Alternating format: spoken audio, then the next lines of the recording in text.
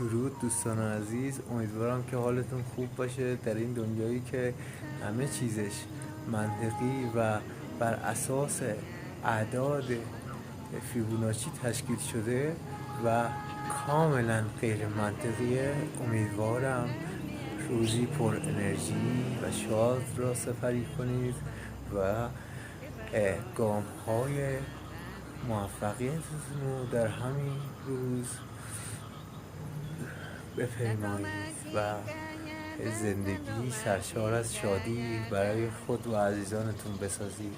دوستان گلم، به هر چیزی که فکر کنید بهش میرسید و به هر چیزی که توجه کنید اون را به دست میارید. کافیه که در این دنیایی که برای شما خواستن که کاملا منطقی باشه غیر منطقی برخورد کرده و گام بردارید. بدرود.